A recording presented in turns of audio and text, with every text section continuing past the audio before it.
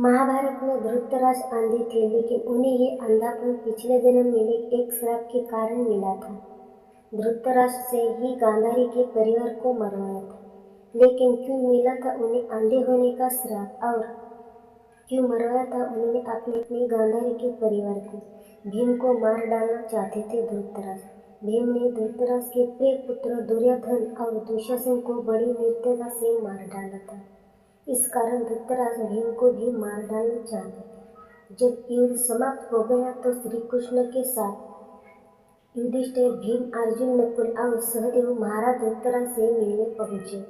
युधिष्ठिर ने धृतराष्ट्र को प्रणाम किया और सभी पांडवों ने अपने अपने नाम के लिए प्रणाम किया।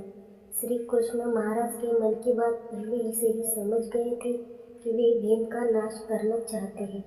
धृतराष्ट्र ने भीम को गले लगाने की इच्छा जताई। श्री कृष्ण ने तुरंत ही भीम के स्थान पर भी लोहे की मूर्ति आगे बढ़ा दी। धृतराष्ट्र बहुत ही शक्तिशाली थे। उन्होंने क्रोध में आकर लोहे से बनी भीम की मूर्ति दोनों हाथों से दबाकर लिया और मूर्ति को तोड़ डाला।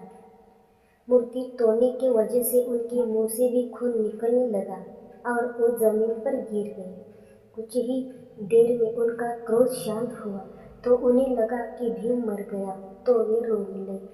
तब श्री कृष्ण ने महाराज से कहा कि भीम जीवित है, आपने जिसे तोड़ा है वो तो भीम के आकर की मूर्ति थी।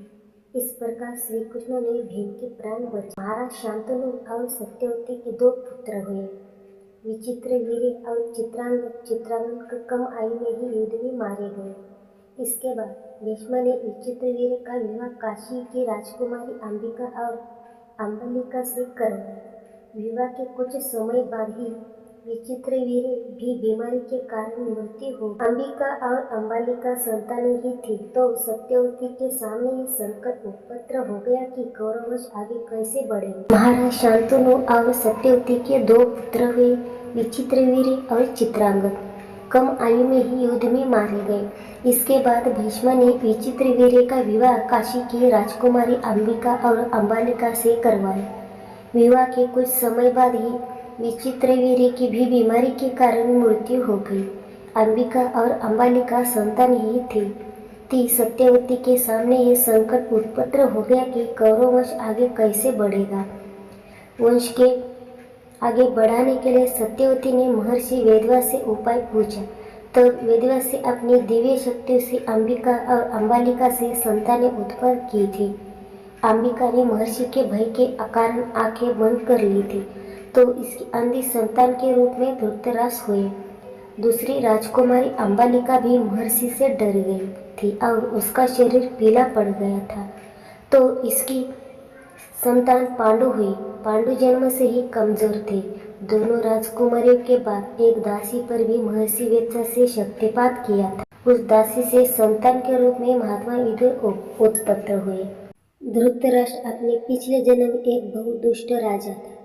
एक दिन उसने देखा कि नदी में एक हंस अपने बच्चों के साथ आराम से विचरण कर रहा है। उसने आदेश दिया कि उस हंस की आंखें फोड़ दी जाए और उसके बच्चों को मार दिया जाए। इसी वजह से अगले जन्म में वो आधा पैदा हुआ और उसके पुत्र भी उसी तरह मृत्यु को प्राप्त हुए जैसे उस हंस के। धृतराष्ट्र, पांडु और विदुर के पालन पोषण का भार भीष्म के ऊपर था। तीनों पुत्र बड़े हुए तो उन्हें विद्या अर्जित करने भेजा गया। धृतराष्ट्र बल विद्या में श्रेष्ठ हुए, पांडु धनु विद्या में और विदुर धर्म और नीति में पारंगत हो गए। तीनों पुत्र युवा हुए तो बड़े पुत्र धृतराष्ट्र को नहीं बल्कि पांडवों को राजा बनाया गया, क्योंकि धृतराष्ट्र आंधे और विदुर दासी पुत्र थे। पांडु की मृत्यु के बाद धृतराष्ट्र को राजा बनाया गया। धृतराष्ट्र नहीं चाहते थे कि उसने बाद युधिष्ठिर राजा बने, बल्कि वे चाहते थे कि उनका पुत्र दुर्योधन राजा बने। इसी कारण वे लगातार पांडव पुत्रों की अपेक्षा करते रहे। भीष्म ने धृतराष्ट्र का विवाह गांधारी की राजकुमारी गांधारी से कराया था। विवाह से पूर्व गांधारी को यह बात मालूम नहीं थी कि धृतराष्ट्र आंधे हैं। जब गांधारी को यह बात मालूम हुई तो उसने भी अपनी आंखें पर पट्टी बांध ली। अब पति और पत्नी दोनों आंधे के समान हो गए थे। धृतराष्ट्र और गांधारी के 100 पुत्र और एक पुत्री थी। दुर्योधन सबसे बड़ा और सबसे प्रिय पुत्र था। दुर्योधन के प्रति धृतराष्ट्र को अत्यधिक मोह था। जिसी मोह के कारण दुर्योधन के गलत कार्य पर भी वे मौन रहे। दुर्योधन की गलत इच्छाओं को पूरा करने के लिए भी हमेशा तैयार रहते थे। यही मोह पूरे वंश के नाश का कारण बना। धृतराष्ट्र का विवाह गांधारी के देश की गांधारी के साथ हुआ। गांधारी की कुंडली में दोष होने की वजह से एक साधु के कहने अनुसार उसका विवाह पहले एक बकरे के साथ किया। उसे बकरे की बलि दे दी गई। ये बात गांधारी के विवाह के समय छुपाई गई थी। जब धृतराष्ट्र को इस बात का पता चला तो उसने गांधारी, नरेश, सुबाला और उसके 100 पुत्रों को कारावास में डाल दिया और काफी यात्राएं दी। एक एक करके सुबाला के सभी पुत्र मरने लगे। उन्हें खाने लिए सिर्फ मिट्टी पर चावल दिए जाते थे।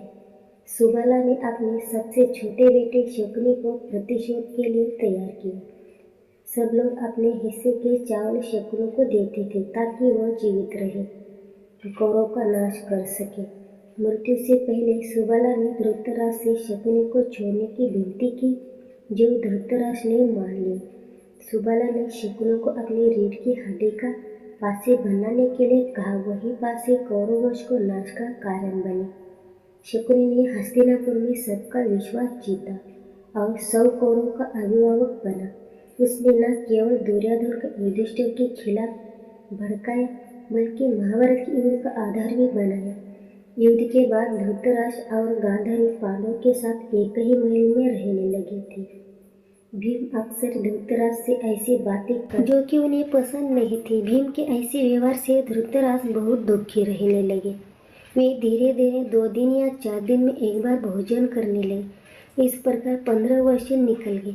फिर एक दिन धृतराष्ट्र के मन में वैराग्य भाव जाग आया और वे गांधारी के साथ वन में चले गए।